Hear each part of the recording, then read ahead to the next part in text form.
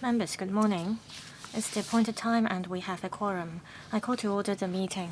Agenda item 1, information papers issued since the last meeting. After the last meeting, the Secretariat has not issued any information paper. Agenda item 2, discussion items for the next meeting. The next regular meeting will be held at 11:15 a.m. to 1 p.m. on the 18th of May. It's a Monday.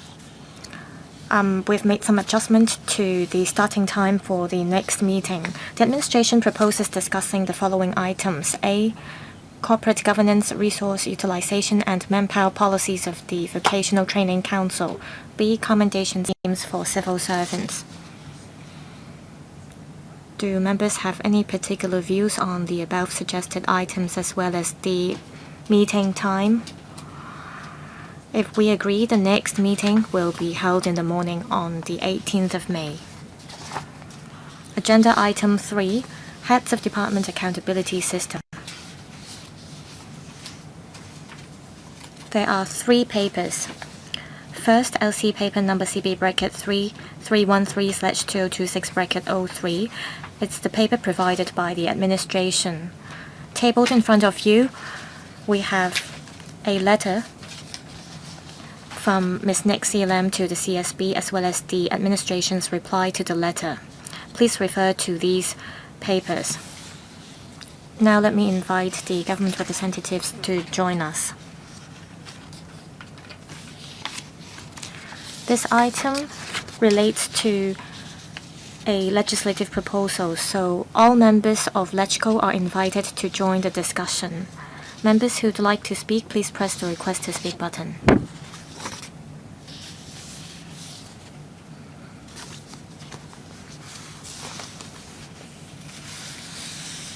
With us today, we have Mrs. Ingrid Young, Secretary for the Civil Service, Ms. Shirley Lam, Permanent Secretary for the Civil Service, and Ms. Shirley Lau, Deputy Secretary for the Civil Service.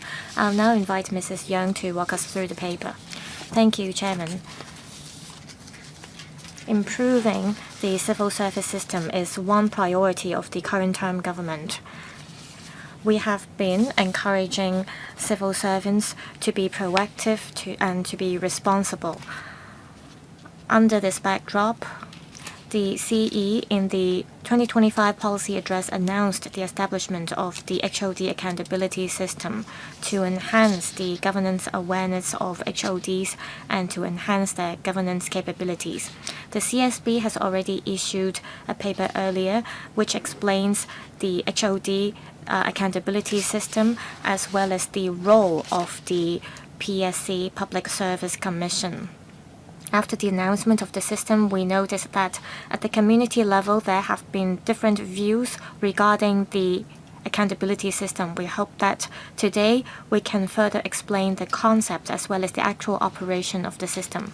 Under the current system, civil servants have to be held accountable for their work, and their conduct has to be in line with our requirement. For those who display poor performance, we have a management system to deal with the issue, and also there is a disciplinary mechanism to deal with these substandard civil servants. And all civil servants are under these management systems. For those who display poor performance, the most serious consequence would be that they will be ordered to retire, and we may also issue warnings to them or even remove them from the civil service. We have announced the 2-tier investigations. This is to make the accountability system clear, and this is not to replace the existing accountability system or the disciplinary mechanism. To make the Tier 2 investigation system clearer, we will call it a 2-tier investigation system. For serious problems that cover systemic or repetitive issues, the investigation mechanism would be triggered. The PSC would be responsible for the investigation, and that would ensure credibility. We will investigate everyone involved in the incident. For example, even permanent secretaries, if they are involved in the problem, they would be included in the investigation too. I have to stress that the investigation system is only one part of the HOD accountability system.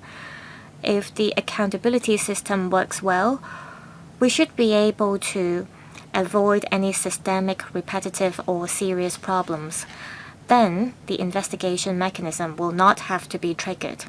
The purpose of setting up the accountability system is to institutionalize the concept that HODs have to be responsible for the performance of their departments and to enhance the operation efficiency of departments. HODs, when implementing government policies, play an important role. They have to execute government policies and they help maintain the order as well as the public service. And their capabilities have a direct impact on people's lives. HODs play the role as a primary person with responsibility, and they all along have to be held accountable. HODs have to urge senior management to establish an effective management team as well as an operation system to make sure that the department is highly operational and to make sure that there is effective delivery of public service so that we can benefit the public. And this is a clear requirement for the HODs, and that's also the meaning for rolling out this accountability system. The PSC is an independent statutory advisory body. To entrust a new function to the PSC, we will, in accordance with Section 14 of the PSC Ordinance, make new regulations so as to provide legal basis for the new function of the PSC. It will set out clearly the terms of reference, the composition of investigation team, key components of investigative function by the PSC, and so on. As we draft the legislative proposal, we strive to enhance the functions of the PSC and also under the premise that investigations can be conducted fairly and impartially, we will strike a balance.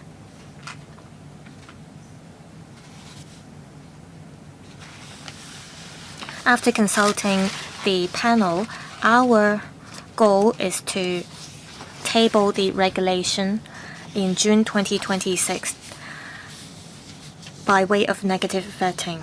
We hope that the regulation will come into effect by mid-October 2026. That's all from me. Thank you. 12 members have asked to speak. I'm going to read out the lineup first. Mr. Chris Ip, Mr. Wu Yingpeng, Mr. Stephen Ho, Mr. Chen Chou-Guang, Mr. Aaron Bok, Mr. Lau Ka-Keung, Ms. Nixie Lam, Deputy Chair, Mr. Lam Chun-Sing, Mr. Mark Chong, Mr. Kingsley Wong, Mr. Augustine Wong, and myself. I'll give each member 5 minutes, including questions and answers. Mr. Chris Ip, please. Thank you, Chairman. In relation to the proposed 2-tier investigation system, is, I think, a last puzzle to the accountability system. I support this proposal. I have a couple of questions. Regarding this proposed 2-tier investigation system, I believe the public or even the media are not very familiar with the actual operation. Say, could you give us some examples? Take the bottled water scandal as an example. Would it be included in the 2-tier investigation system? Could you tell us specifically what kind of incidents would be investigated under this investigation mechanism? Now, there might be some marginal cases. How would you decide which cases will be investigated under this mechanism? Now, there is already a disciplinary mechanism in place, and you said you will step up training for civil servants, and if there are any poor performing civil servants, you may give them punishment. Would you stop their annual increment or even prevent them from being promoted? Secretary, concerning the two-tier investigation mechanism, our definition is that if it is a serious problem and if there is wide implications to the problem, if it is a repetitive or a systemic problem, then it would be included in the mechanism. If a civil servant make a careless mistake, then it is an isolated incident. It's not a systemic or repetitive problem. It's not that we're not going to investigate into isolated incidents. It's just that the HOD could deal with the problem himself. The member asked for examples. He mentioned the bottled water scandal. Well, all these incidents were investigated, and according to our previous practice, we would ask a senior civil servant to conduct investigation. And last year, we asked a permanent secretary to investigate the incident. If it is under the two-tier investigation mechanism, it would be the PSC that will conduct the investigation. Well, it's hard for me to cite other examples here, but you could imagine if it is a repetitive or a systemic problem, then it would trigger the two-tier investigation mechanism. Now, concerning the point about marginal cases, I believe that secretaries or directors, they would be able to make a judgment themselves. They would know the impacts posed on the public. They would have a very sharp judgment. I believe they will be able to make the judgment themselves. Now, if we are to deal with any civil servants that display poor performance, all along, if they display poor performance, they would not get the yearly increment, or they may get punishment. So civil servants has to display good discipline as well as good performance in order to receive the yearly increment, and we would exercise and implement this system stringently. And these are all measures already in place. We have various punitive measures such as a serious reprimand, a retirement order, and also removal from duty. Yes, Mr. Yip, I'd like to ask about the investigation mechanism. A civil servant who is subject to investigation, would he be able to engage a lawyer, and will there be an appeal mechanism in place? Secretary, this two-tier investigation mechanism is an internal mechanism. It is in place of the existing mechanism where we find a senior civil servant to conduct the investigations. Imagine there is not this mechanism in place and a serious problem arises in a department, and we ask, for example, an assistant secretary or an assistant director to conduct investigation, then the civil servant concerned would not be able to refuse to answer any questions. And it's not that the civil servant could engage a lawyer to refuse the investigation. So I have to make it clear that this is not a criminal investigation, and this is not the disciplinary mechanism that we want to put in place. This mechanism may see disciplinary hearings to be held. And if there is a disciplinary hearing, then the civil servant in question will have the right to engage a legal representative. But to start with, this is going to be an internal mechanism. Next, Mr. Wu Yingpeng. Thank you, Chair. We have the heads of Department Accountability System and the Tier 2 investigation mechanism will definitely help enhance governance and boost the efficiency of civil service as well as civil service morale. I fully support this system. I want to ask about paragraph 8 in particular. If a serious problem occurs in a department or the problem is widespread or a repetitive systemic one, a Tier 2 investigation will be carried out. So I want to ask, in actual operation, will we have specific standards in the Public Service Commission investigation regulation? Secretary, at this moment, it is hard for us to have an in-depth definition because in different units of the government, there can be quite different operations. And even for systemic issues, there may be some diversities. So if we have a specific definition, it may not catch certain cases. It may require more provisions to specify the coverage. So right now, we think it is not appropriate to have a specific definition. We will just leave it to the secretaries of departments to see if they should activate this mechanism. But to respond to what members said and public expectations,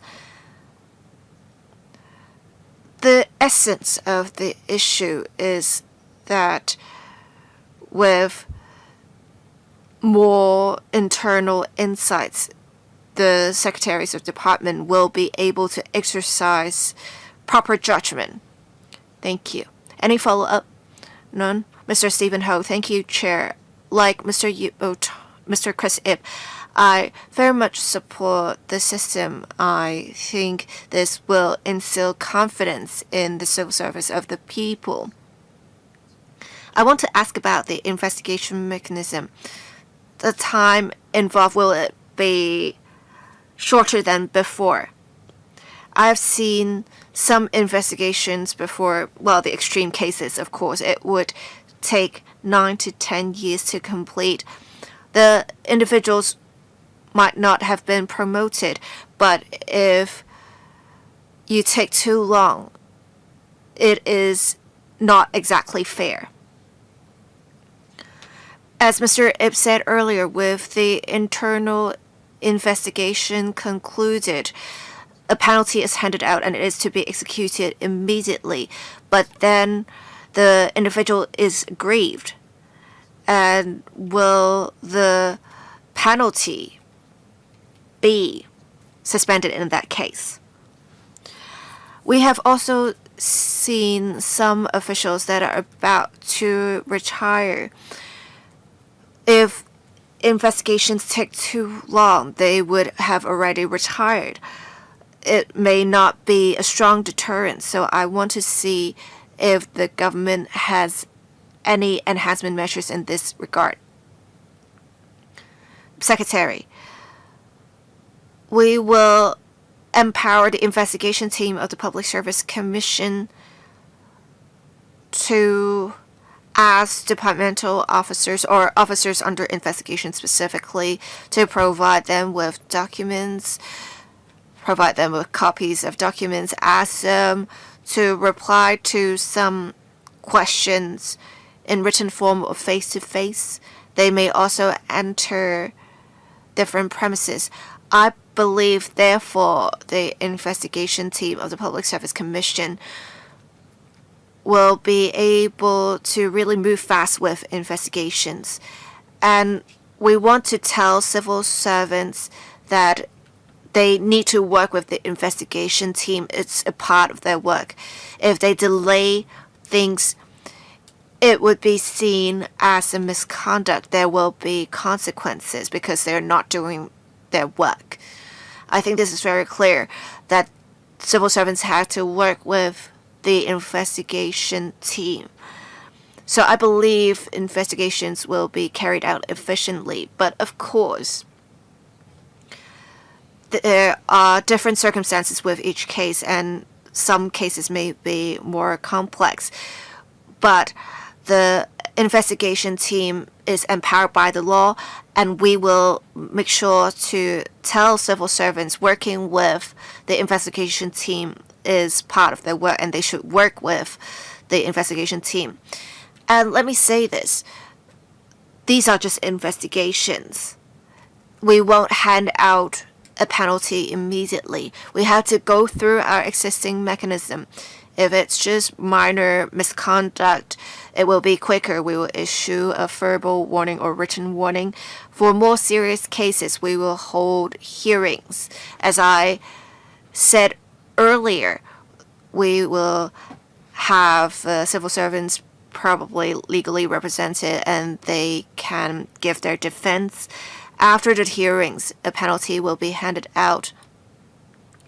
The civil servants can't really lodge an appeal. There is no such arrangement under the disciplinary mechanism because the civil servant would have already given many chances to say what they want to say. So there is no appeal mechanism, and the penalty can be executed right away.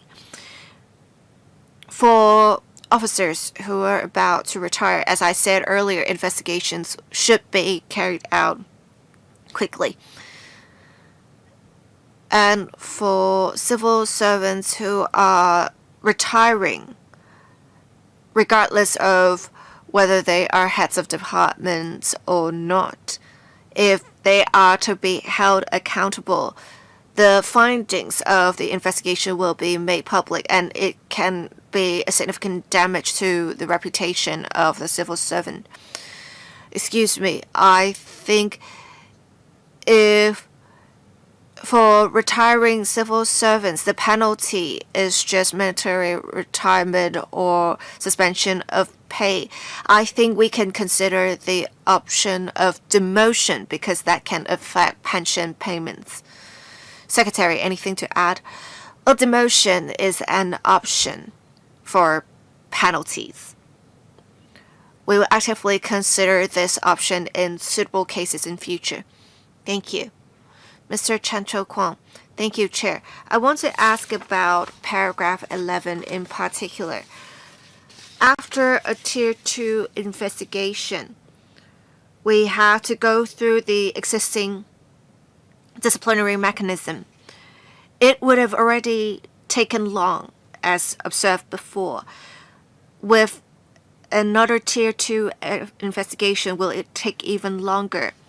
Will we have specific milestones under the new mechanism to make sure certain procedures are completed within certain time frames? I want to also ask about the coverage of the system. The administrative accountability regime will only go up to the level below permanent secretaries. So it seems that senior officials are not exactly held accountable.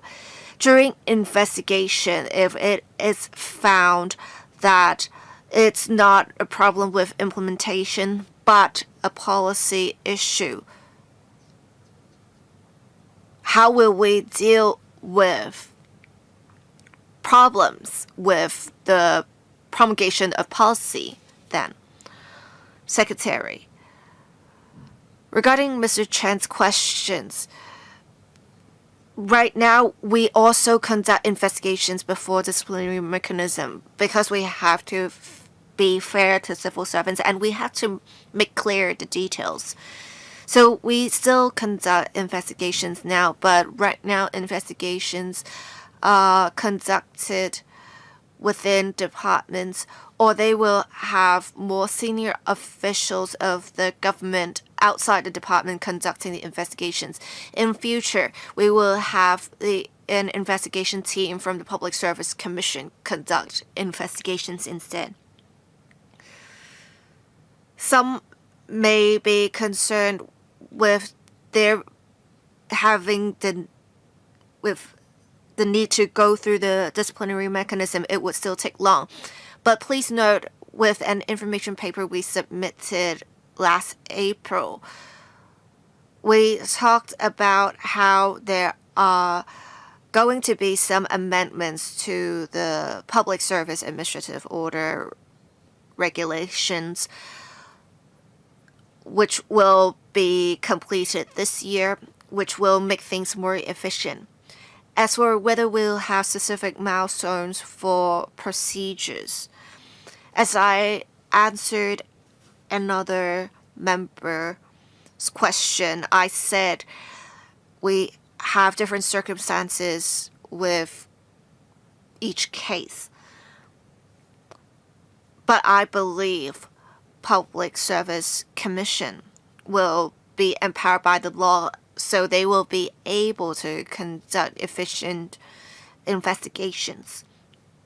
Should the Public Service Commission need professional expertise, they can also engage professionals to help them. They will be empowered by the law to do this in future. Also, not all work will be shifted to the Public Service Commission. Should they require support, say administrative support, or making appointments with the specific civil servants for meetings, there will still be manpower, specifically civil servants, government employees, helping them with such, so that they can focus on the investigation aspect. As for the last question, when there is a problem with the policy itself instead of implementation, I believe if the Public Service Commission has reached this conclusion and the government will definitely review the findings and take follow-up action. I think the Public Service Commission, as a neutral statutory body, they will be able to derive clear findings that will be a basis for future action of the government. I have one more follow-up question. If the heads of department resigns, will the investigation continue? I believe it will continue because it's more about making clear what happened. And if there is a systemic issue, the investigation is for the identification of issue and how we can improve on things. It's not dependent on a particular individual leaving. We need to identify solutions to the specific issue. Thank you. Mr. Aaron Bach, thank you, Chair. Regarding the heads of department accountability system, I want to say my background is in the engineering sector. We are faced with challenges. We have high production costs. We are not exactly efficient. We really need to enhance quality and efficiency. The solution is to make use of innovative materials and technologies. I've all along been advocating for the government to play the role of a facilitator and really test out different things. But then if we have to test out things in the government, it can be quite high risk. There may be some issues. They may not achieve the intended effect. I'm most concerned about the heads of department accountability system going overboard. People don't want to be held accountable, so they're not willing to try new things, and it will hinder innovation. So I want to ask the Secretary, under the system, if a civil servant is trying to promote innovation and make use of new technologies and the technology does not achieve the intended effect, will they be held accountable? Also, I think with the system, we should target management issues rather than individual decisions. With the judicial review system of the courts, they have 3 criteria when reviewing decisions. The judges won't be making a judgment in the process. We should really clarify this. under the heads of department accountability system, if all necessary risk assessments are conducted, but there is widespread public concern, it will not trigger the heads of department accountability system because everything is done. We can't really ensure there is no consequence. If you are going to trigger the Tier 2 investigation anyway, I think people won't do it in the first place. Thank you, Chair, Secretary. I think the member has already answered the question himself. We encourage innovation, and we, of course, welcome departments to make any innovative or new attempts. As the member said, we have to manage risks. We have to display the spirit of an entrepreneur or an adventurer. We have to calculate the risks incurred. We have to think about how much attempt we want to make. Should we, for example, launch a small trial first?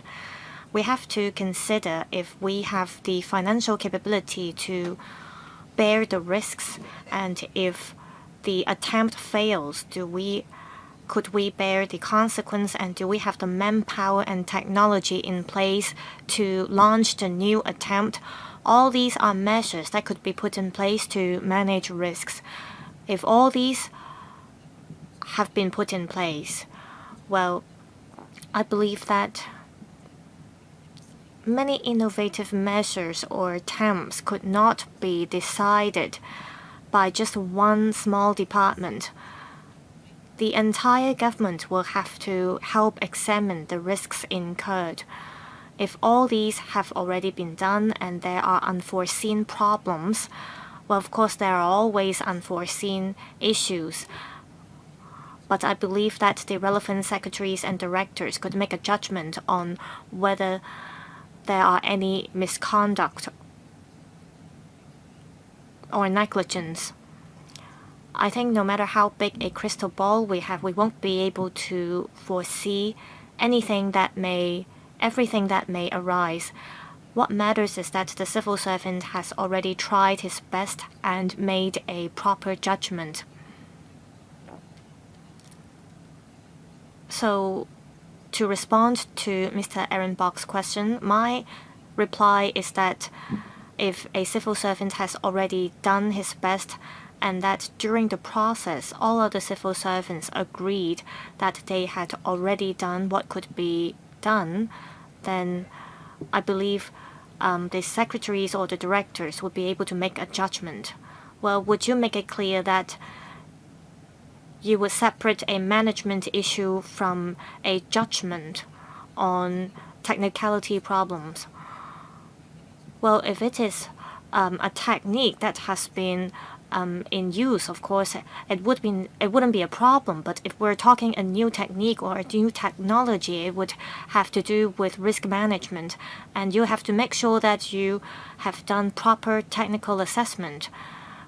Engaging professionals to conduct technical assessment is part of the management of civil servants. Mr. Lau Ka-keng, concerning the HOD accountability system as well as the two-tier investigation mechanism, I think they show the government's determination to enhance governance, so I support the proposal. I have a couple of questions. Regarding paragraph 7 of the paper, it says, Tier 1 investigation involves relatively minor problems, as well as working level officers. However, some problems that seem to be minor may involve systemic issues behind. My question is, if the HOD concerned when carrying out Tier 1 investigation finds that there are systemic issues involved, will the mechanism allow the HOD concerned to elevate or escalate the problem to a Tier 2 level? Paragraph 16 of the paper says, the investigation team will consist mainly of PSC members, but where necessary, PSC could appoint independent experts to provide assistance. Concerning problems that are more serious that attract wide public attention, will the administration consider introducing external parties oversight? For example, you may want to draw reference from the IPCC mechanism. Paragraph 20 of the paper says the mechanism is regarded as an internal investigation mechanism, and depending on the nature of the problem, for example, whether privacy is involved, you will decide whether to make public the investigation findings. To enhance transparency, will you consider, for example, for serious problems that have triggered the Tier 2 investigation system, under the premise of not disclosing privacy details, will you make public the investigation findings or report the findings to the LegCo so as to boost public trust and confidence in the accountability system? Secretary. First question. Say an HOD finds that there is an isolated incident that arose in the department, and during the investigation of the HOD, it is found that there are systemic issues involved. I think if there is such a case, the HOD should immediately identify the problem and then fix the matter. If the problems involved are very complicated, the HOD has to report it to the supervisor, and with the permission of the relevant secretary or director, then the Tier 2 mechanism could be triggered. And after the report of the HOD, if the relevant secretaries or directors find it necessary, the Tier 2 investigation system could be triggered. So my reply is that the HOD should immediately fix the matter first. Second question, about whether we would introduce an external monitoring mechanism. This particular investigation mechanism that we propose is to deal with any daily issues that we may face, including administrative accountability issues. And this system does not cover the police. This is because the police force is a rather unique department and they have law enforcement power. So we think that the existing proposed investigation mechanism is enough, and there are also other parties, for example, the Ombudsman as well as the Privacy Commissioner, that helps monitor the government. And also we have the Audit Commission that helps conduct audits on the government departments. So we think that we can simply rely on the existing monitoring mechanisms in place. The last question concerns whether the investigation findings will be made public. If the investigation is about serious issues that attract wide public attention, then the relevant secretaries or directors, after receiving the report of findings, will give an account to the public, I believe. But as to whether every word in the report would be cited by the government or made public, well, depending on whether privacy details are involved, I believe that the government will give a report to the public. Next, Ms. Nixie LAM. I thank the Secretary for responding to my letter, and it helps make things clear to the public in relation to the investigation scope of the mechanism. I have two questions. First, on the two-tier investigation mechanism, I want to know if the civil servants concerned will be held administratively accountable. This is because the Secretary said this is not to replace the existing disciplinary mechanism. I want to know the distinctions between the existing mechanism and this new system. If a civil servant displays poor performance and problems arise, will you deal with the issue in accordance with the proposed investigation mechanism or the existing disciplinary mechanism? What criteria would you adopt to decide which system you would use? Also, according to your reply to the letter, you said the two-tier mechanism is to enhance accountability and to prevent any mistakes or issues. Well, this investigation system will only be triggered after a problem arises. So how can you encourage government departments to proactively implement policies to enhance efficiency? I know that the Civil Service College will roll out some training for civil servants. But that's just training. How can you ensure the proactiveness of civil servants? As Mr. Aaron Bok said, he is worried if this system would lead to overcorrection or excessive regulation. Secretary, currently there is already an internal investigation system in place, and this is part of the proposed investigation mechanism. What is the cause of the problem when a problem arises? Is it because of the capability of the civil servant? It is up to the investigation mechanism to decide on the cause of the problem. It will help us find out whether it is because the civil servant concerned is incapable or if there are other reasons that lead to the problem. After the report is generated, then the secretaries or the directors concerned, or even the permanent secretaries concerned, will deal with the civil servant or deal with the matter with the existing mechanism. For example, the civil servant may not be able to get a pay increment. The civil servant may be ordered to retire if it is found that the civil servant has engaged in misconduct, or if there is serious negligence of duty.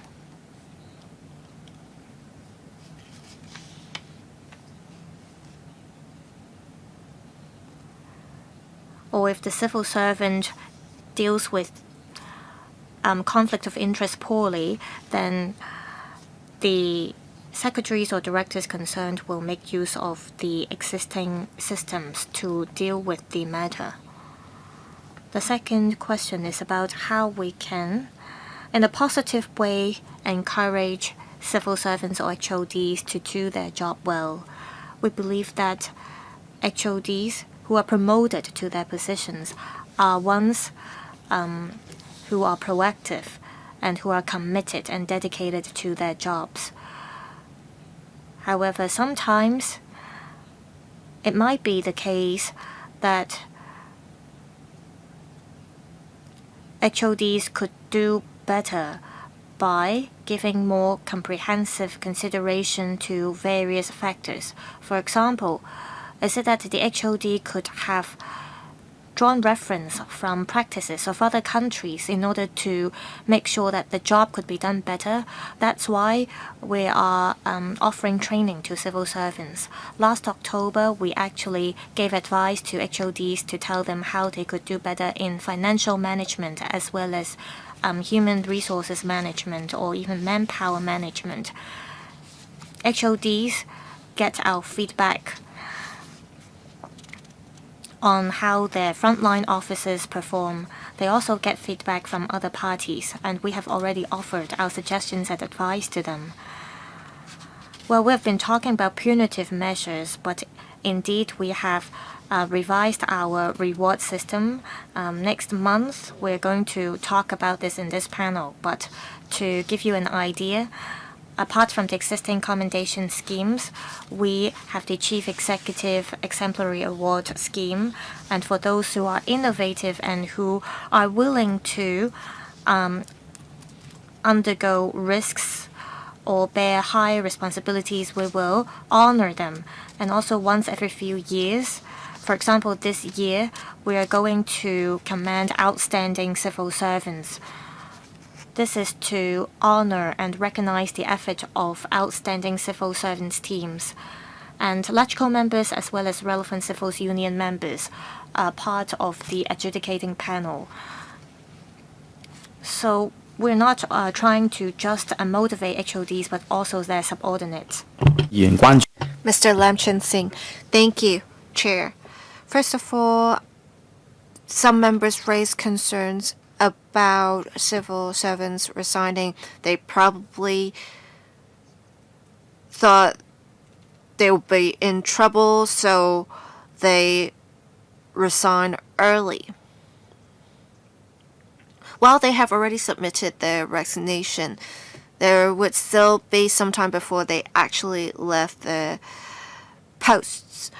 If the Public Service Commission calls them as a witness, they do not respond or do not attend the specific meetings. After all, these hearings or investigations are not criminal in nature. How can we deal with this? As the Secretary said earlier, this will be an internal investigation, Tier 1 or Tier 2, so the civil servants will not be legally represented. But after the investigation, if it is confirmed that the relevant civil servants should be held accountable, if they are to be held accountable indeed when in the disciplinary mechanism, would it be too late? I want to ask how the administration is going to strike a balance with legal representation of civil servants. Next, I want to say some of the issues we've observed before would involve multiple departments. For example, what happened in construction sites, labor department, buildings department, fire services department, as well as the tree management office. We have seen tree management involving different departments. So when multiple departments are involved and a citizen has lodged a complaint, the complaint is referred to different departments. We don't want the complaints to be left unhandled. How can we make sure there is proper referral mechanism, that there is a specific department following up on the complaint? I believe sometimes it may involve some sort of error, but this may span across departments. How are we going to deal with this, Secretary? Thank you. Well, with those on pension, if they resign, they may have a lot of leave days before they actually leave the government. While they're on leave, they are still civil servants. And their leave days have to be approved by the management. As civil servants, they need to attend the meetings of the investigation. If the investigation team asks them to provide a written reply, they need to provide this. And if they don't do their work, this will be regarded as misconduct, and disciplinary penalty may be handed out. But for extreme cases, if they resign right away, if they leave right away, what will happen? I believe these are extreme cases. I believe under our mechanism, we can deal with most general cases. As for the issue of legal representation, let me say this. This is not a new issue. We have all along been conducting investigations. When there are more serious incidents, we have higher government officials conducting investigations. In future, and right now with internal investigations, we do not allow legal representation, and we do not see it being an issue in future as a result. I think in private sector organizations or public bodies with internal investigations, they do not really need legal representation if it is just for better administration of the organizations or bodies, it can really lengthen the process. It is inefficient. I think with our current approach, we have already struck a balance, and in future there's no need to really disrupt this balance. With issues that span across departments, we have seen before certain citizens needing some assistance and they can't identify the specific department that is responsible, or when there are indeed cross-departmental issues. I would say in future the heads of department are responsible for departments, so they need to be clear about what is going on, what complaints have been received from citizens against their departments, what impression people have of their departments, or what feedback they have, and if there are complaints against a particular department and their officers have referred the complaint to other teams. I think this may be a signal for the heads of department to really look at the situation and probably raise some concerns on a senior level. Heads of departments should know what's going on the front line. It is very important for the execution of the work of the department. So under the heads of department accountability system, we need to make sure citizens' issues are resolved, whether or not the issue is under the purview of a particular department. Mr. Chang Ho Feng. Thank you, Chair. Secretary, we have had some concerns whether the heads of department accountability system would cover permanent secretaries. I appreciate the secretary or the administration issuing a letter to allay the concerns, and they have also changed the Chinese name to reflect this approach. I want to ask if you have an official document that would say what you said in the letter, or to at least make clear the heads of department accountability system is actually an administrative accountability two-tier investigation mechanism. We will have secretaries of department being able to activate tier 2 investigations. I believe the senior officials will be fair, but will it give off an impression to the public that after all it would be the government deciding whether to activate a mechanism? Would you let the Public Service Commission decide whether we should activate a tier 2 investigation? Thank you. Secretary, the heads of department accountability system has all along been an investigation mechanism, and this is to establish administrative accountability, not political accountability. With the name change in Chinese, it does not necessarily mean we have changed the substance. We are just giving a name to the investigation mechanism so that it is clear to the public what the system is about.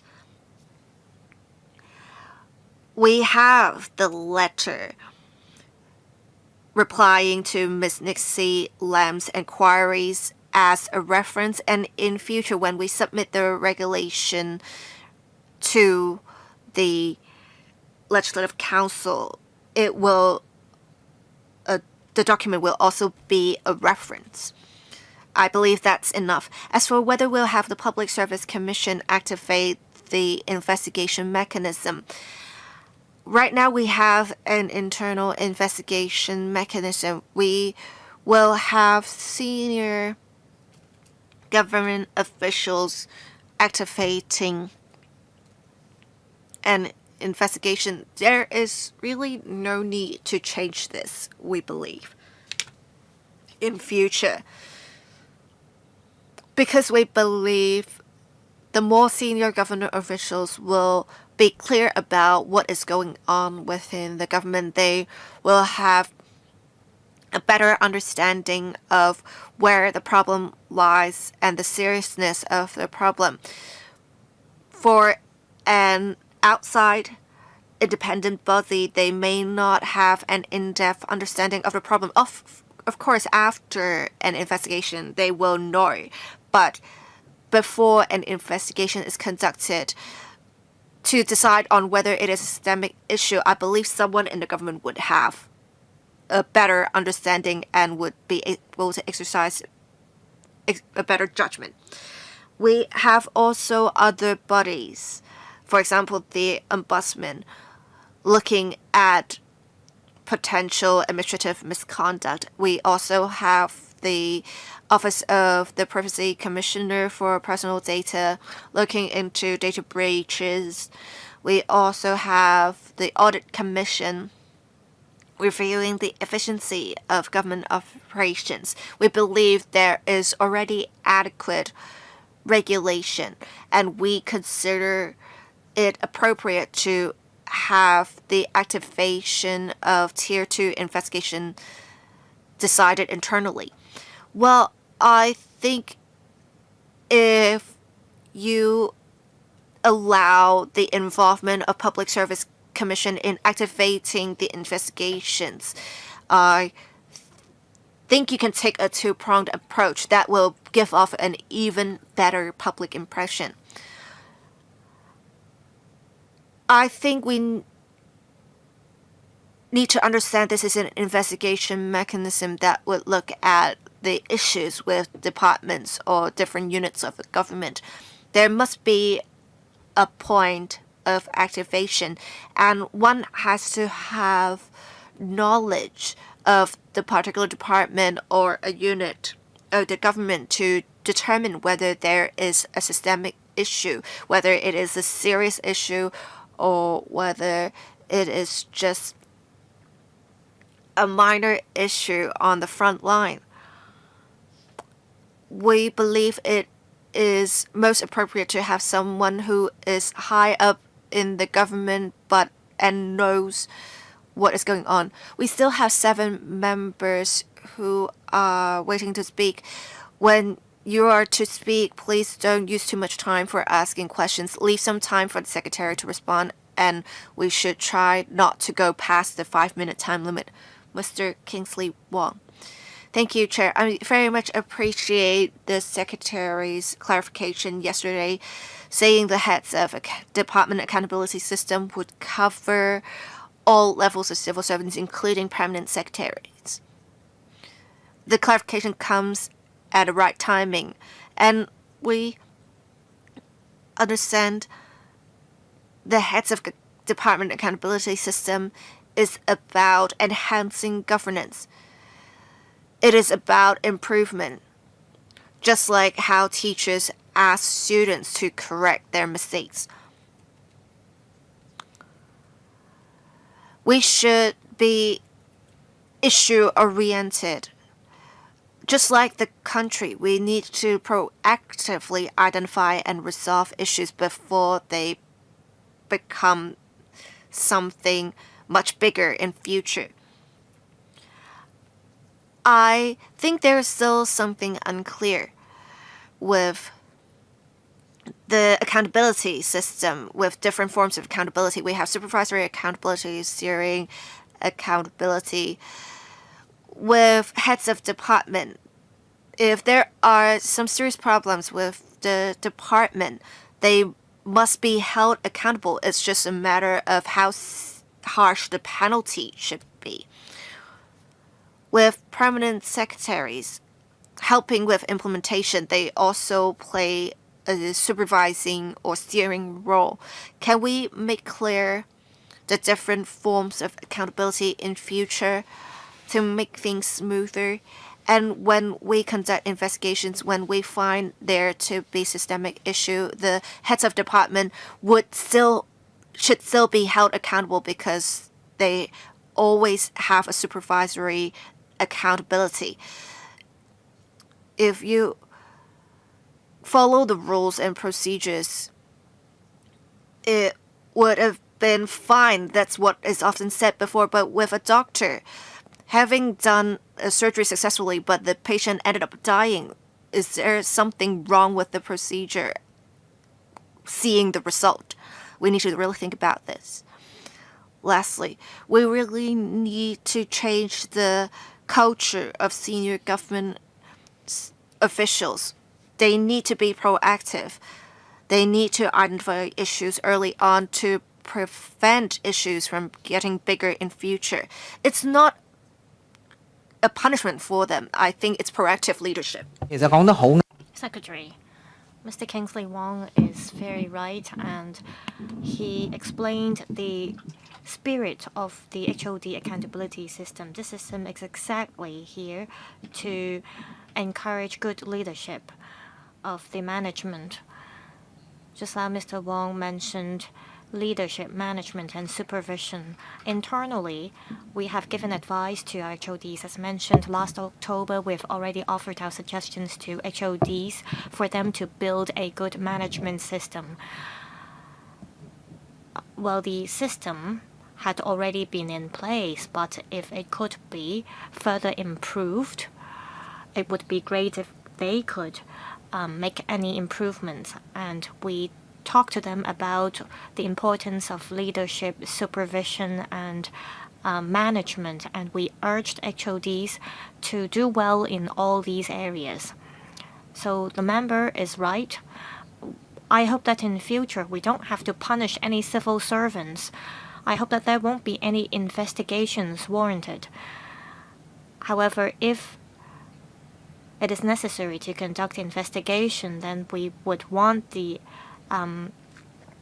PSC to help clear things out. We do not just want to point the fingers on certain civil servants. We want to understand whether it is because we lack a good monitoring or supervision system, or if it is because the HOD did not display proactive leadership. We want civil servants to improve.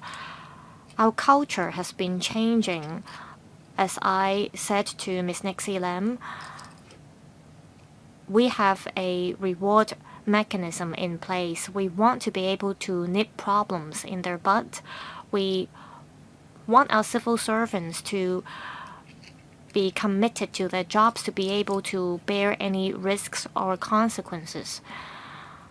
We also value innovation, and where risks could be controlled, we want to enhance our efficiency. So the civil service culture has been evolving. We want to adopt a preventive approach to avoid any problems, and if we identify any minor problems, we want to make rectification immediately so as to prevent the minor issues from escalating. Next, Mr. Augustine Wong. I hope the government could achieve excellence on a continuous basis, and I think that's why the government proposes this accountability system. Under the public service regulation as well as the public service administration order, well, what are the comparative advantages of this accountability system compared to the existing mechanisms that are already in place? Secretary. Well, just now the member mentioned the regulation as well as the order. They are the administrative orders within the civil service. And the order as well as the regulation clearly state that when we appoint any civil servants or promote any civil servants to a higher rank, or if we are to punish any civil servants, we need to delegate power to the civil servants or the parties concerned. And these administrative orders provide a basis for this. We have to be fair, and we have to ensure that civil servants have a chance to defend for themselves. And also these administrative orders set out under what circumstances we can suspend a civil servant's duty, for example. Also, if we are to suspend the pay of a civil servant, the administrative orders set out how we can do that. And however, the administrative orders do not set out any investigative procedure. We're now talking about a problem arising without us knowing the cause of the problem. We have to find out if it is because of the poor performance or the incapability of a civil servant. We have to find out if there are any shortcomings to our system. After we have clarified what the problems are and the cause of the problems, then we could make use of the Public Service Administrative Order, for example. And we can make use of the existing system to hold, for example, disciplinary hearings to deal with the civil servant in question. And the two administrative orders empower us to do this. So it is not that the existing administrative orders or the new system is better than the other. That's all for my explanation. Anything to add, Mr. Wong? Yes. My question is, today, HODs should already be held accountable. So how would you compare the existing system as well as this new accountability system? Secretary, as I mentioned in my opening remarks, civil servants have always had to be held accountable for their performance and work, and the responsibilities they have to bear have been included in our civil service code. It is part of the 12 core philosophies or principles of civil servants. Now, with the proposed HOD accountability system, it is clearly stated that HODs have to be held accountable for their work. As mentioned, last October, we already issued a paper to our HODs, and the paper sets out the responsibilities and duties of HODs. For example, HODs have to be proactive leaders. They could not just sit there and wait until a problem arises. They have to understand the cause of a problem if a problem arises. They have to proactively prevent small problems from escalating. They have the duty to monitor their own departments and supervise the performance of their subordinates. They have to give guidance to their subordinates so that they could do a better job. So now we are making things clearer with this new accountability system, and we're institutionalizing the work of the HODs. So the existing mechanism as well as the proposed system are basically the same. It's just that we are spelling things out clearer now. Next, Dr. Johnny Ng. I support the proposed HOD accountability system. It is a reform and an upgrading. I believe that it could help boost public confidence in civil servants. I have a few questions. Just now, some members mentioned if a problem covers multiple departments, say government departments are passing the buck, and it would definitely affect the investigation outcome. Well, how will you deal with the investigation outcome then? Would it become a political accountability then? Paragraph 17 of the paper mentions the power of the PSC as well as the investigation team. And it says here that the investigation team can ask the person to be investigated to provide any assistance. So what kind of assistance do you foresee the civil servant concerned would have to provide? Also, I want to know if you are allocating more resources to the CSB or to the PSC, because it will entail one chairman as well as 8 members to ensure sufficient manpower. Secretary, say there is a problem that involves multiple government departments. Well, there might be such a situation. This is because the world keeps evolving. There might be problems that were not foreseen at all in the past. And perhaps it is not under the purview of any government departments. If that's the case, then HODs will have the responsibility to help solve the problem.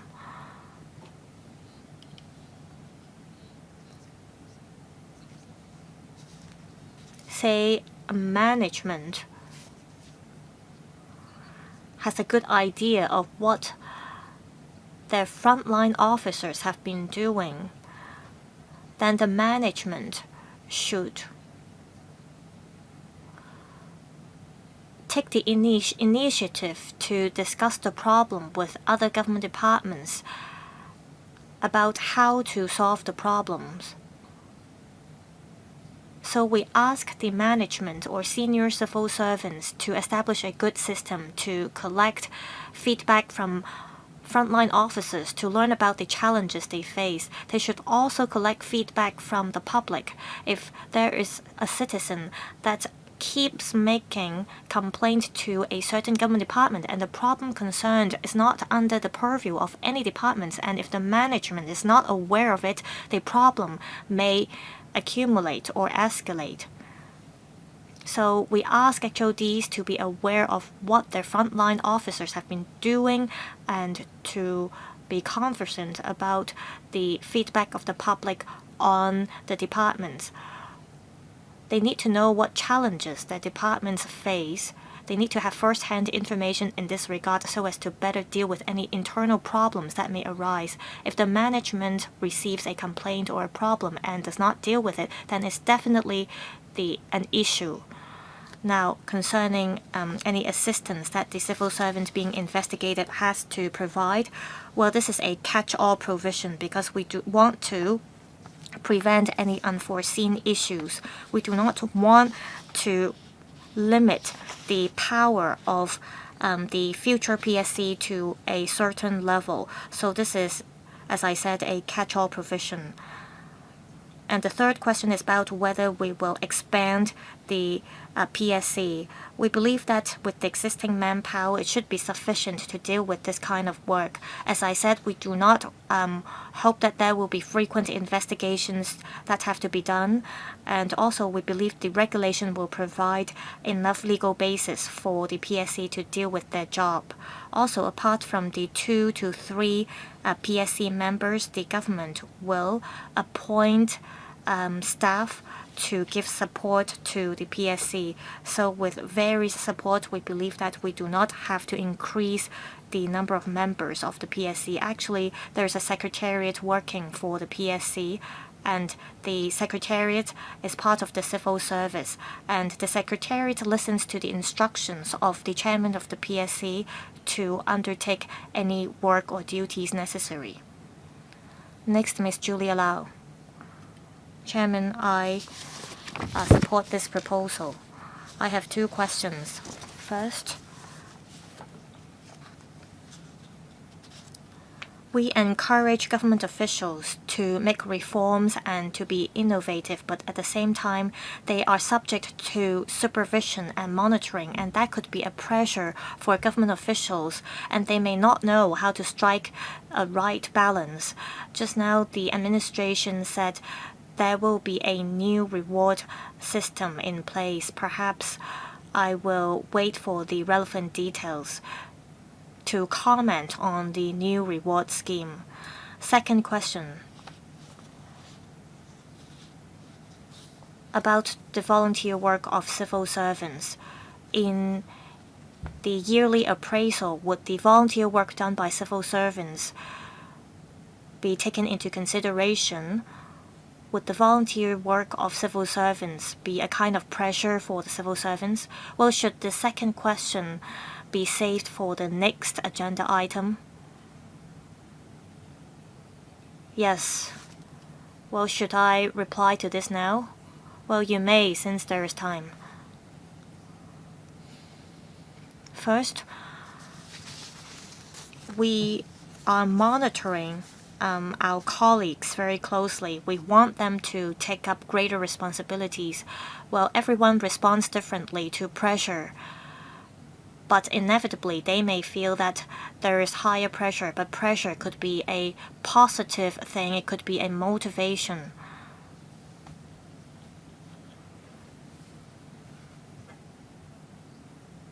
For senior staff, they are able to transform pressure into positive motivation. In our training, we attach importance to this. We share our views with our colleagues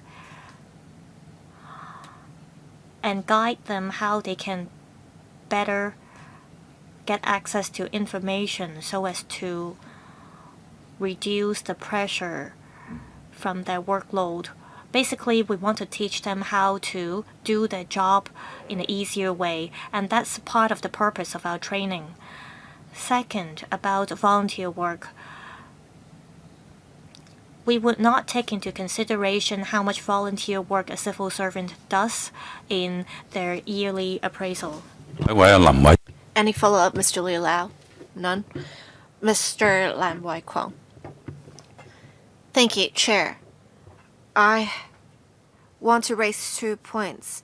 We have some members say if a civil servant leaves the government immediately, there is really no way to deal with that.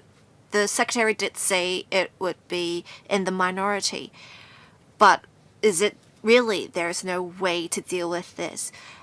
After an investigation, if the individual is found to be in error, is there any way to recover, say, pension payments made to the individual? Or if there any way we can impose penalty? I want to ask about cross-departmental issues. We have the joint office dealing with water seepage, staffed by FEHG and buildings department officers, and they are under 2 different bureaus, the Development Bureau and the Environment and Ecology Bureau.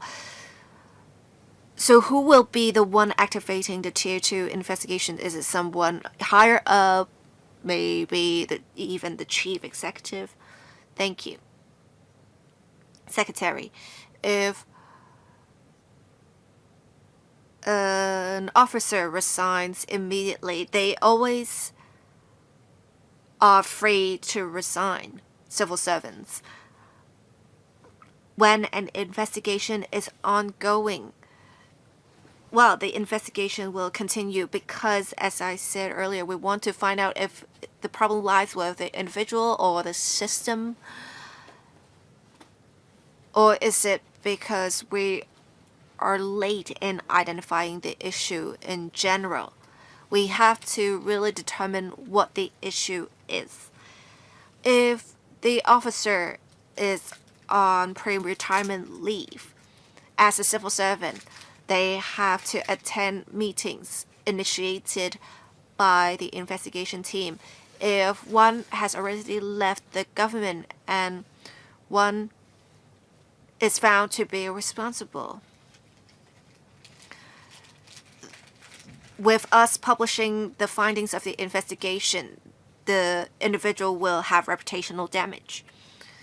As for retirement benefits, it's not just pension payments. We also have the Civil Service Pension Fund. That's quite a significant amount. If we have initiated official disciplinary proceedings, we can suspend payments of Civil Service Provident Fund or pension payments, even if they have left the government. Secretary, I want to make clear, if one has left the government, would you still initiate the disciplinary proceedings? Well, Chair, we want to resolve the issues, and before an investigation is conducted, we can't know who is to be held responsible. Even though we may have targets of investigation and they have left before the investigation commences, we would still commence an investigation because we have to make clear what happened. We have to see where we have to improve on and who is to be held accountable. Mr. Lam Waikong, excuse me, is it the case that what we can recover is basically pension payments and civil service provident fund payments? There's no way to recover losses incurred by the individual specifically. I concur with Mr. Lam Waikong, Secretary. The investigation will continue, but when we have the findings of the investigation that establishes the accountability of a particular individual, will you initiate the disciplinary procedures still? Because only with disciplinary procedures you can impose penalties on the individual. Well, if an individual has left the government, we cannot initiate disciplinary procedures because we can't compel the individual to attend hearings. There is no mechanism for us to compel someone who is not a civil servant to attend a disciplinary hearing. But as said, if one is held administratively accountable, there can still be reputation damage for the individual. Oh, about my second question about who is to activate the investigation if multiple departments or multiple bureaus are involved. I believe with the consent of a particular secretary or director, the investigation can already be activated. It does not need to reach the level of the chief executive. If it is a systemic issue that has a widespread impact, the government will, of course, deal with such issues in a serious manner, and I don't think there will be shirking of responsibility in the activation of investigation. All right, it's now my turn to speak. After submitting the paper to the LegCo by the secretary, we have seen quite a number of comments made in society, and with Tier 2 investigation activated, to be activated, I understand the secretary said last year when during some media interviews that there is a need to treat what is wrong. I want to see clarification from the secretary. For heads of department, how will the system ask heads of department to lead departments well? How can we have them establish internal procedures so that departments can do their work? Basically, the departments have to be in good health so as not to get sick. How can we do this well? I believe if we do this well, like the secretary said, we would not have to activate Tier 2 investigations in the first place. There have also been concerns how heads of departments are quite busy and they manage different teams. Often they will delegate their powers to their subordinates, say assistant directors, to handle relevant work. I'm just concerned with the findings of the investigation.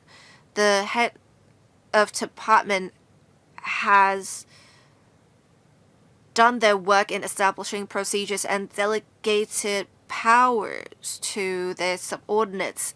They will not be regarded as having to be responsible for the work of the department. Would that essentially be some sort of protection for the heads of department? How can we make sure heads of department shoulder some responsibility in leadership when there is something wrong with the department's work? Secretary.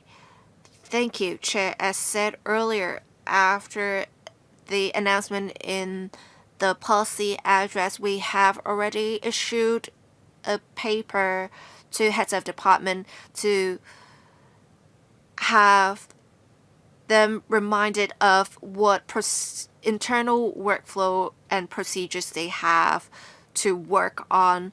We also provide specific training to heads of department as well as their deputies, say directors and deputy or assistant directors, how they can do their work, how they can form management culture and regimes in their departments to facilitate governance and steering and supervision.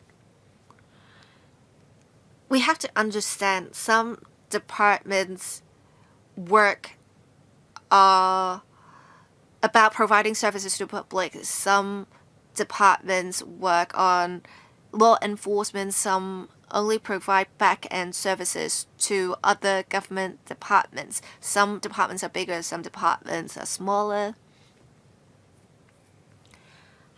What kind of regimes,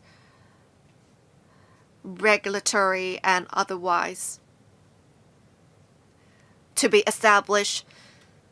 We cannot really take an across-the-board approach. But with our reminder to heads of department and training, we have reminded heads of department and their deputies what they have to note. And in their daily work,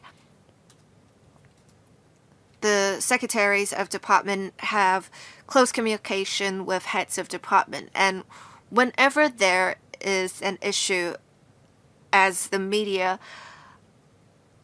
often raise concerns early on, we would already have seen media reports, and heads of department would then have to explain what is going on to their supervisors. We also help heads of departments establish internal procedures for regulation. Like the chairman said, it is necessary to delegate powers. If they do not delegate powers at all, it is another form of misconduct because it is inefficient. But even with delegation of powers, the heads of department have to supervise the work. It does not mean they don't have to do anything. And let me say this, heads of department don't really think this way at all. They would try as much as possible, see what is going on in the front line, even with delegation of powers. If they are disconnected from the department's work, it is a problem, which is why we reminded heads of department to set up governance regimes, and they would have to look at feedback from colleagues after delegation of powers. All right, that's the end of discussion for this item. Let's move on to the next agenda item, promotion of volunteer service in the civil service and publicizing good stories of civil servants. I will ask the secretary to brief members on the paper. Thank you. Chair, the current term government is committed to taking forward reforms of our governance system to strengthen governance effectiveness. And the Civil Service Bureau has been encouraging civil servants to participate in volunteer work during spare time.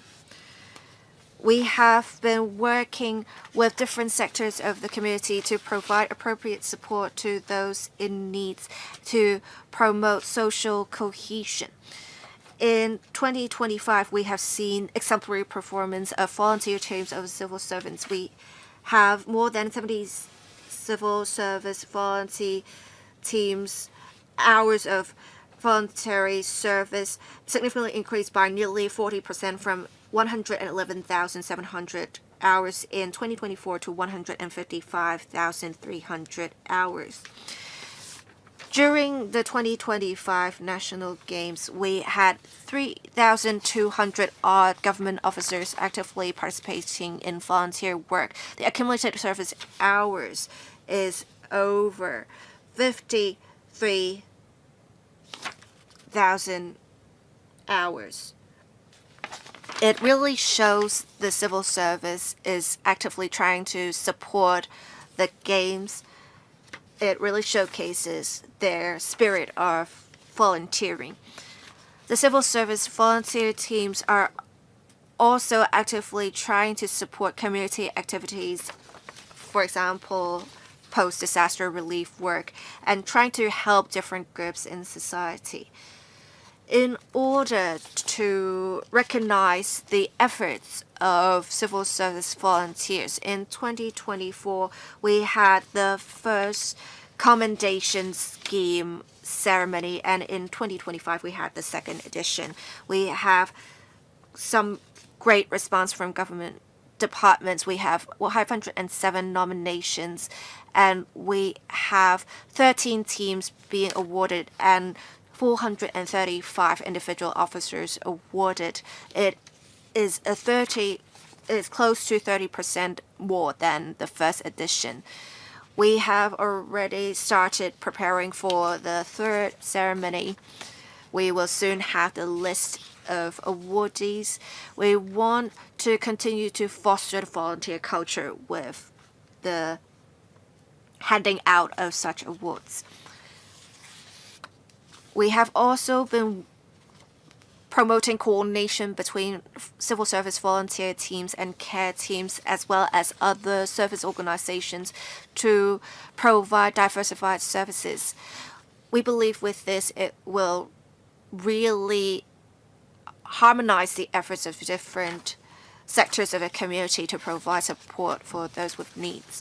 We will continue to tell good stories of civil servants. We will select certain experiences of the award scheme to showcase to the public how civil servants are making use of their spare time to make contributions to the society. Starting from April this year, we will have the videos published in different channels. We will also enhance publicity of the awardees to tell people how passionate civil servants are. We also make good use of the civil service newsletter and bureau's social media platforms to promote the stories of civil service volunteers, letting officers share their experiences, how they have remained steadfast in their posts, how they have received different awards and participated in the work of the national games. We also have young civil servants share their work experience, and we also promote different internship arrangements so that people have a better understanding of the work of the government. We would encourage young people to actively prepare for work in the government in future. We will continue to make use of diversified publicity channels to tell good stories of civil service volunteers to enhance recognition for their work. In the following, we are more than willing to answer members' questions. Thank you.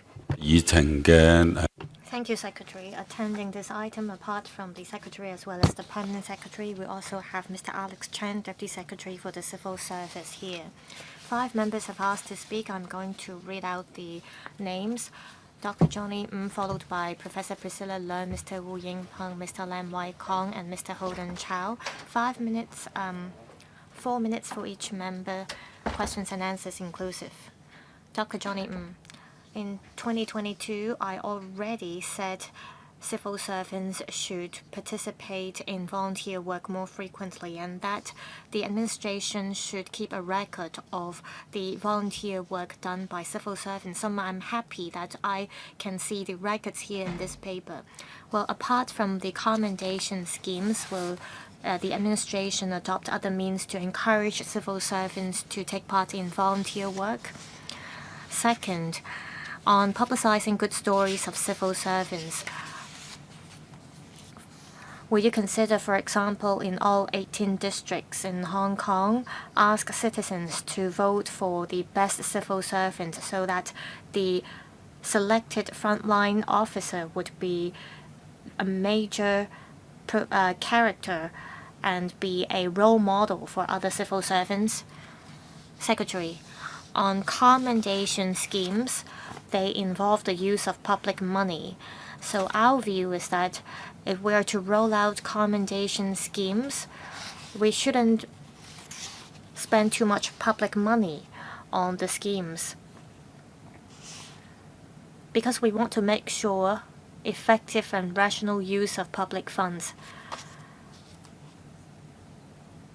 We want to publicize good stories of civil servants, and we think that this is a kind of recognition for civil servants, for outstanding civil servants, as well as civil servants who did a good job in coordinating volunteer work. All these stories are included in our publicity work, so that citizens would know what civil servants have done, and we will carry on with this practice. Second, in relation to whether we would ask members of the public to vote for the most outstanding civil servant, well, civil servants take up different kinds of work. Some are more closely in touch with citizens, and others work in the back end. Members of the public may not be familiar with those who work in the back end or the nature of their work. I know that there is this kind of election in some government departments. For example, I was once the commissioner for transport, and the commissioner had to be in touch with citizens frequently, and every year under the transport department there were elections held to allow citizens to vote for outstanding civil servants. If departments are interested, we encourage them to do so that they can have an idea of the public's feedback on their work.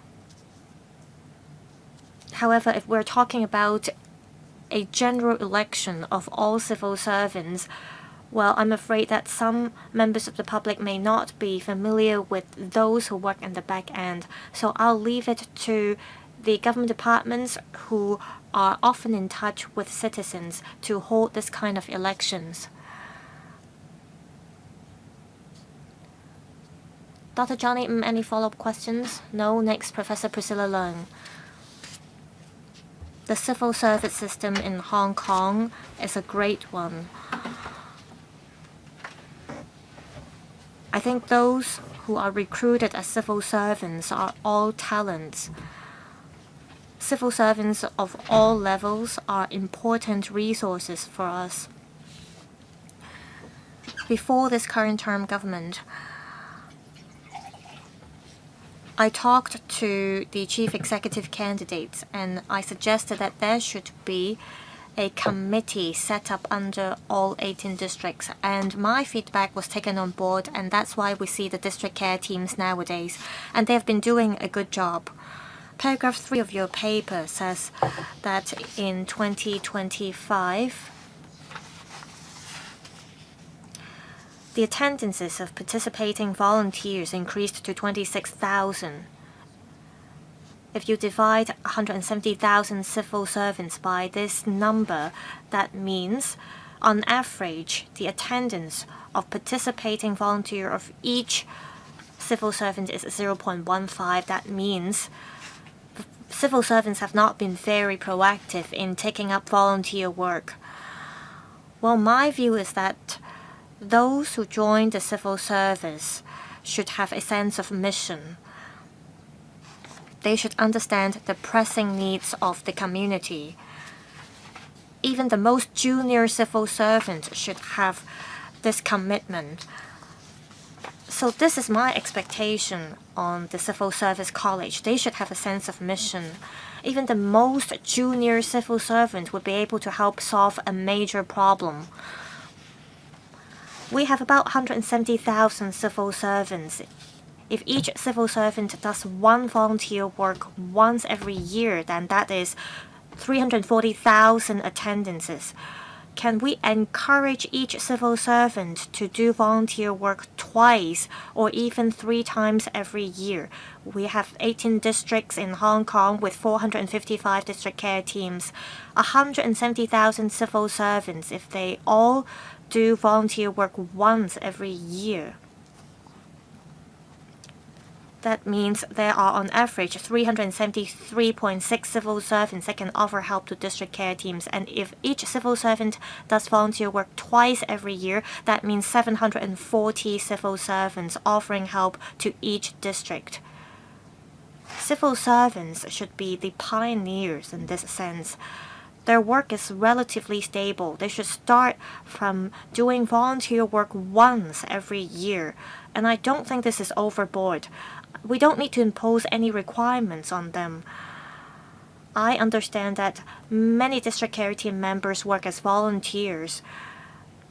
Their attendance each year is way higher than 0.17. I understand that some civil servants do volunteer work once every year, but maybe we're talking about a minority here. I hope we can encourage all civil servants to participate in volunteer service more frequently. Chairman, please let me finish. I think that there should be a centralized registration system within the civil service. I know civil servants have to work overtime, and you keep a record of that. Now I'm talking about volunteer work. If we are to implement a smart government, we should develop a centralized system which displays the volunteer work done by civil servants. It is like us recommending students to go to prestigious universities, and when a university considers whether they admit a student, they look at the community or volunteer service they do.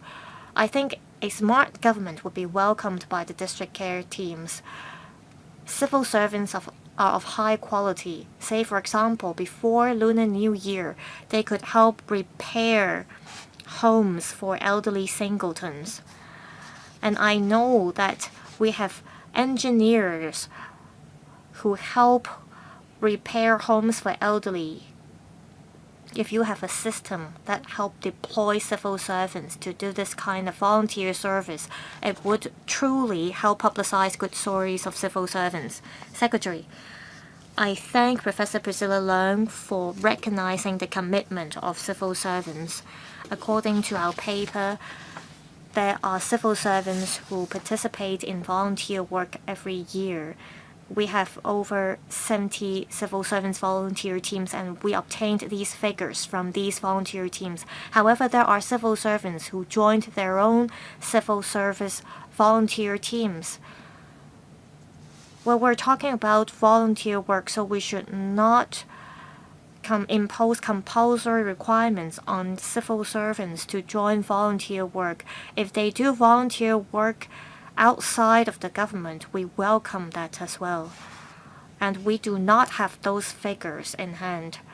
We know that there are civil servants who do volunteer work themselves, and they keep it low profile, and they're not willing to disclose the relevant information or records to others.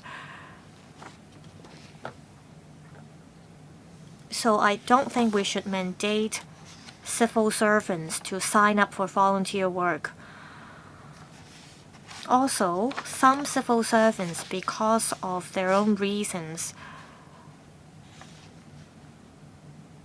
they have been pursuing further studies during their spare time, and they have to take care of their family members, and they may not be able to spend too much time on volunteer work. So we don't think this should be made a compulsory requirement, but we would definitely encourage civil servants to do volunteer work. Like Dr. Johnny Ng said, we should publicize the good stories of civil servants, and by doing so, we're telling other civil servants to join volunteer service. Next, Mr. Wu Yingpeng. Thank you, Chairman. From the paper, we see that the government has been publicizing good stories of civil servants and promoting volunteer service in the civil service. They've been doing a good job. In Hong Kong, there are more than 70 civil service volunteer teams, and they are under different policy bureaus and government departments. The administration disseminates information about civil servants taking up volunteer work to encourage more civil servants to join volunteer work. Will the administration enhance the system? For example, will you establish a central volunteer work information platform, for example? Like Professor Priscilla Leung said, this can help coordinate the expertise of various civil servants to help address community needs. More importantly, civil servants could better collaborate with district care teams as well as communities volunteer teams to make sure that resources will not be redundant, and this is to also ensure effectiveness of the civil service. Secretary. Thank you, Chair. I'll probably ask my colleagues to supplement my reply. We have already been doing some of the things mentioned by the member, such as working with care teams. I will ask Mr. Chen to give more details in due course. Some care teams of departments, volunteer teams of departments, they have been leveraging on their professional strengths as well as connections to provide volunteer services. We do not need to really help them with this. Some of the departments that have rescued dogs or they've been training animals, they can leverage on their strengths to provide specific services. So they do not really need us to provide top-level design in terms of provision of volunteer services because they probably know more than we do. But for liaison with district organizations such as care teams, I'll perhaps ask Mr. Chen to provide more details. Thank you. The Civil Service Bureau is already playing a top-level coordinator role to coordinate different volunteer teams under departments. If they do not have connections to some district organizations, we provide liaison support. For example, the MSD volunteer team has been working with the care team in Wong Tai Sin to change out light bulbs for certain residents. We believe we can provide some sort of district network support so that they can provide specific volunteer services. We have the Treasury volunteers working with a Shenzhou Po care team to visit elderly persons. We also have land registry colleagues working with care teams in the Yaotumong district to provide volunteer services. All right, any follow-up, Mr. Wu? No, thank you. Mr. Lam Wai Kong. Thank you, Chair. I thank the Bureau for doing much work to promote volunteering services to be provided by civil servants. I appreciate that. Right now, we have some TV programs telling the good stories of civil servants. If we can have microfilms or short clips to publicize civil service volunteer work, I believe it would be even better. I note for volunteer services, we have different service groups: children, youngsters, and elderly persons. I think with civil servants taking part in labor union work, they also take part in such work on a voluntary basis. They plan activities in their spare time. Civil servants visit some of their colleagues injured at work in their spare time. I think these should be recognized. Would the Bureau include voluntary work of civil service unions to be commended under the commendation scheme? Thank you, Mr. Lam, for the suggestion on short movies. We do not need audience to sit there and watch the relevant programs for 15 and 20 minutes. I think this is a good suggestion. We'll consider it. Regarding the work of civil service unions, we understand some civil service unions will provide support to children of certain officers or provide service to connected groups. It is a form of volunteer work. If they are members of volunteer teams of departments and they are providing volunteer service as a member of the volunteer team, we would have already counted those hours. Thank you. Any follow-up from Mr. Lam? None. Mr. Holden Chow. Thank you. I appreciate that we have achieved quite good results with civil service volunteering. And I can see with the number of service hours, it's very clear how much civil servants have done. I think this is also a form of encouragement to make clear what their contributions are. I would like to share my personal experience. I observe with many organizations when they do volunteer work, those volunteers actually have a greater sense of belonging to the organizations. I think with civil servants participating in volunteer work, it would enhance their sense of belonging, being a part of the government. We often talk about having to empower volunteers. We already right now would design certain programs for volunteers to basically implement. For some volunteers who are more experienced or are playing leadership roles, is it possible that we can have them design volunteer programs, maybe just small projects, so they can coordinate 4 or 5 officers to provide volunteer service? This can really enhance ownership of civil service volunteers. When we talk to district volunteers, they found with such input, they really enjoy it and it can really enhance their sense of belonging to the particular organizations. I think we can start small. Of course, for larger projects, we should have the Bureau coordinate such projects. Can we start by having some civil service volunteers design smaller programs? And I think this will also encourage more to participate. This is just my personal experience. Thank you. Secretary, I think Mr. Chow's points are quite valid. If we already have some target groups in mind, we would, of course, be able to provide volunteer services to them.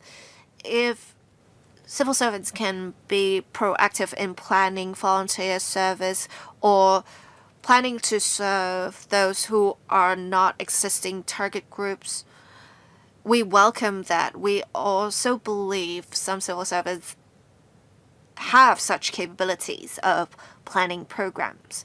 Right now, we do have some award categories for officers who have planned volunteer service programs. I think in future, perhaps we can expand the category to emphasize the importance we attach to such work. Right now, we do have a specific award that recognizes the planning of civil service volunteers and how volunteers have actively helped plan for activities. We have last year officers from 6 different departments receiving such award. Any follow-up from Mr. Chow? None? All right. I have some very simple questions. I understand the mobilization mechanism is activated for the Wangford Court incident. We also had some civil service volunteers supporting the residents of Wangford Court. I also understand that the government would encourage civil servants to work overtime. They are paid, but then it's still overtime. I want to ask, for these different forms of mobilization of civil servants, when would you consider it to be a government-wide mobilization mechanism? When would you consider this to be some sort of overtime? Is it dependent on the nature of the work, or are there other considerations?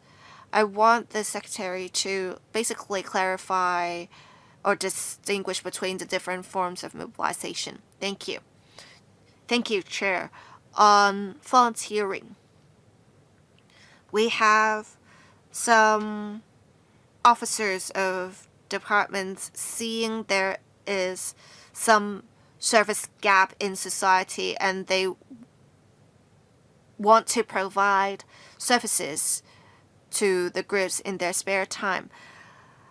It's just like what we said earlier. We have some EMSC officers helping residents change the light bulbs or fix citizens' electronics, or we also have some officers familiar with animals providing relevant services.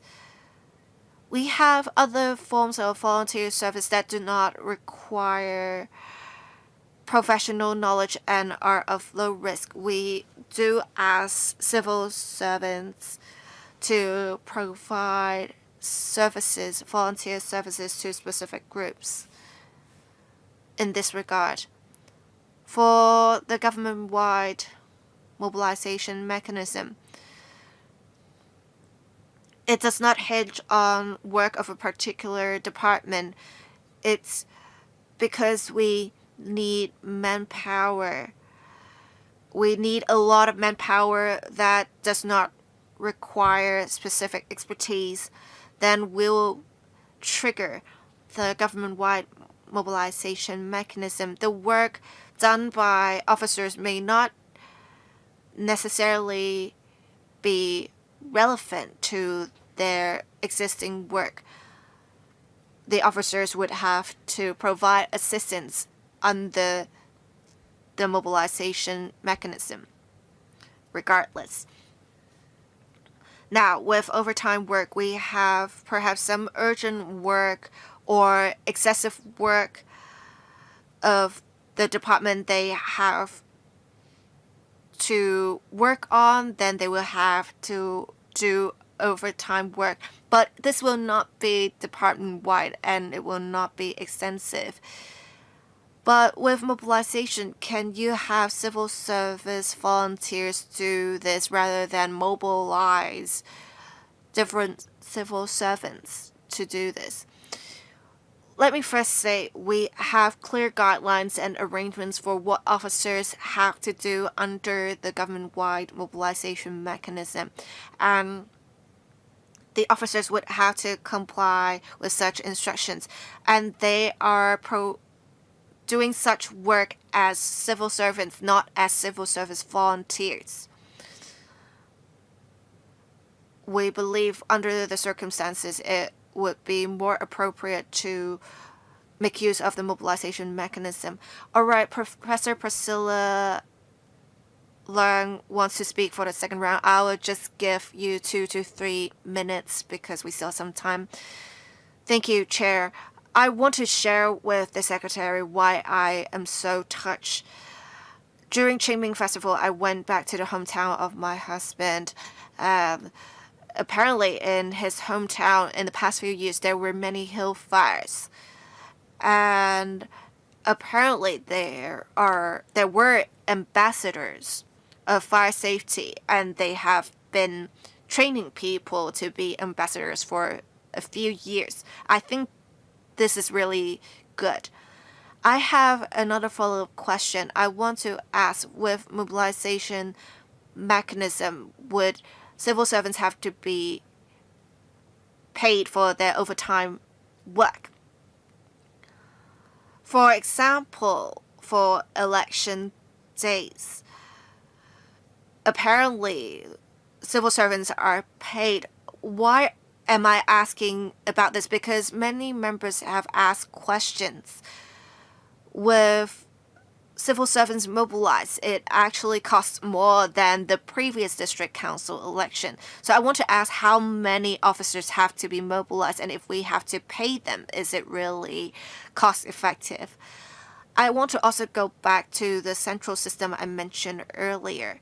I believe other members also follow up on this. We have volunteers. We also have some departmental officers.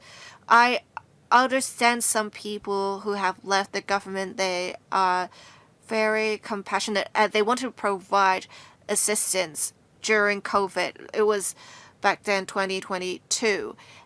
They eventually felt disappointed because they could not provide assistance. They left the government. I think you need to have this central system to make good use of those who feel passionate about the issue so that they can really sign up for volunteer service to leverage on their strengths.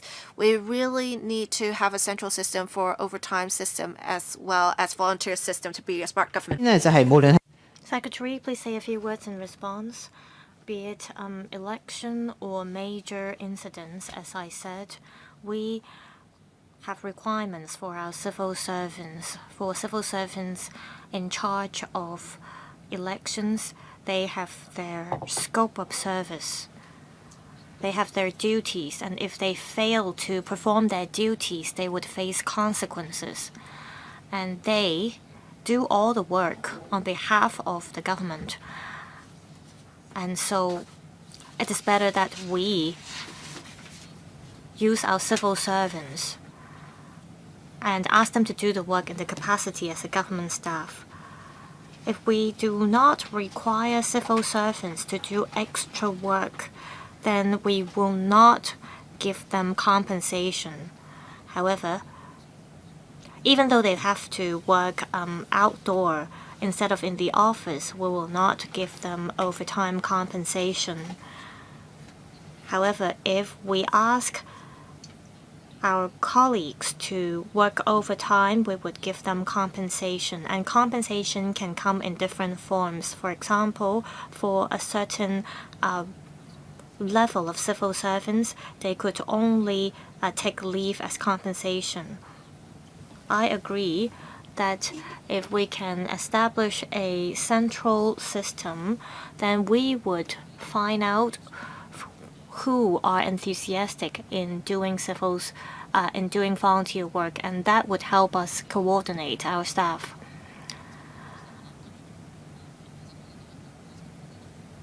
For civil servants who were awarded in a commendation scheme, they helped coordinate our staff to do volunteer work. I've heard Professor Priscilla Leung's views.